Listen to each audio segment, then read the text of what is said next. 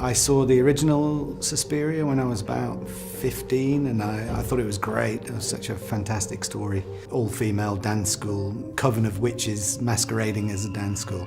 Such an intriguing idea, and I love the first movie. So when Luca contacted me to see if I was interested, it was like, wow, yeah, of course. Most of the prosthetics on the film are silicone. We have a silicone material called Platgel 10 and it feels like real skin and you soften it down to however you want. In the scene of in the mirror room, we have a character called Olga who is leaving the dance school. The witches are gonna stop her leaving, so Dakota Johnson's character, Susie, is dancing in the room next door, so the actions that Susie makes inflict damage and pain on the woman in the room next door.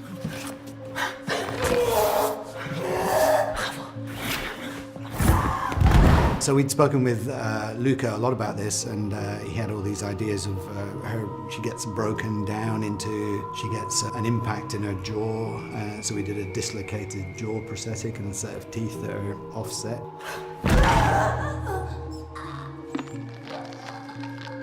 And then we had a stomach prosthetic with her chest is broken out. And then Luca wanted some really violent action, so we decided we were going to remove her arm and twist it right round up round the back of her neck into some horrible position. We did the same with the leg, so she hits the other side of the mirror room and her leg gets broken round the back.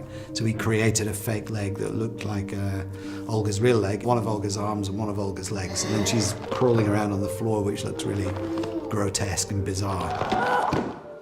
During the process of the film, there's 3 girls who try to get out of the school and each one meets an untimely end. Mia Goth plays a dead girl and they all get their stomachs sliced open we've done a full body makeup on Chloe Moretz, which takes about 5 hours. There's about 20 prosthetic pieces, so we cover her whole body. Luca had some really great reference pictures from forensic books to get the colours and all that stuff.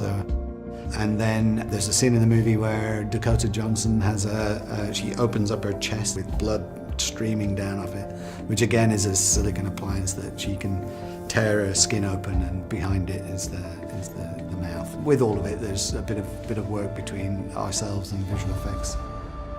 We've had several gory blood effects to do on this movie. There's a few key scenes where something brutal happens.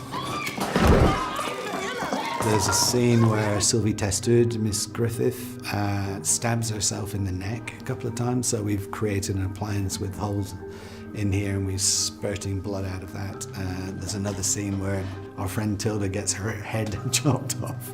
Tilda Swinton plays Madame Blanc, but she also plays Helena Marcos, the matriarchal witch who controls the coven. Luca wanted to come up with something really disturbing, and he had a photograph of an old lady with little black round glasses on and a grey hairdo, and she's kind of fat and grotesque looking.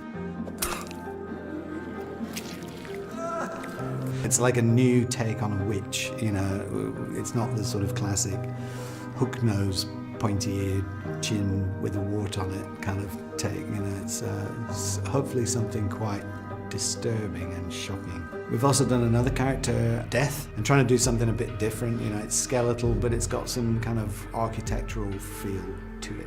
The face is covered up and one of the eyes is going to be digitally removed by visual effects, so it's like a socket. It's great doing a horror movie for someone who's not really a horror movie director, you know, so it's bringing a different angle to it. I'm really pleased to be doing it with Luca because he's got a real artistic eye to it all, you know, and I think a real deep understanding of the genre. So fingers crossed it's all going to be fabulous.